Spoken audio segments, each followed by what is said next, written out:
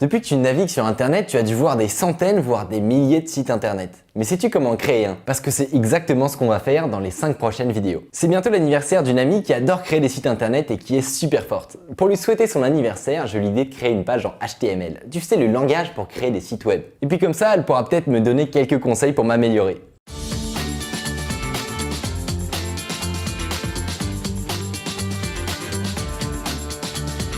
En créant ce site internet, on va apprendre à écrire du code en HTML, à mettre des images et à ajouter des liens. Une fois que tu sauras faire tout ça, tu pourras créer tes sites internet sur les sujets que tu veux. Mais avant de continuer, je te propose de regarder les tutos Hack ta page pour savoir comment avoir accès et modifier le code de n'importe quel site internet. Si c'est déjà fait, on peut commencer à coder une page en HTML. Comme c'est la première fois qu'on va coder en HTML, on va partir sur un exemple assez simple. Mais d'abord, il faut les bons outils. On va télécharger un petit logiciel qui s'appelle Sublime Text. Et pour le trouver, il faut se rendre sur le site sublimetext.com et cliquer sur le bouton Download, soit télécharger. L'avantage de ce logiciel, c'est qu'il va colorer notre code pour le rendre plus facile à comprendre et donc à écrire. Si tu suis ce tutoriel sur un ordinateur à l'école ou que tu ne peux pas télécharger de logiciel, pas de souci, tu peux tout faire sur Bloc-Notes sur Windows ou alors TextEdit sur Mac. C'est un peu plus compliqué, mais pas beaucoup plus. Une fois que le logiciel est installé, tu peux l'ouvrir et normalement tu arrives sur une page complètement vide. C'est normal, on va écrire uniquement en code, des chiffres, des lettres, des symboles, alors pas besoin de logiciel très compliqué. La première chose à faire quand on écrit en HTML, c'est d'indiquer à l'ordinateur qu'on va utiliser ce langage. Et pour ça, on écrit doctype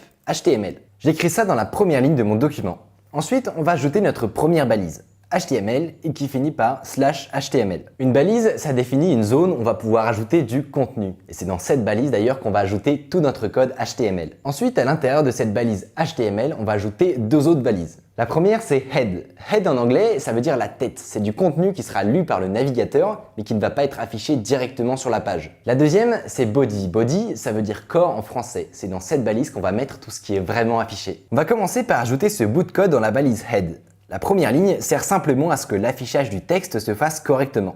La deuxième sert à donner un titre à notre page HTML. Si tu ne veux pas les taper avec ton clavier, ces morceaux de code sont disponibles dans la description sous la vidéo. Tout est en anglais, donc je vous dis sur quoi cliquer et en même temps je vous donne la traduction.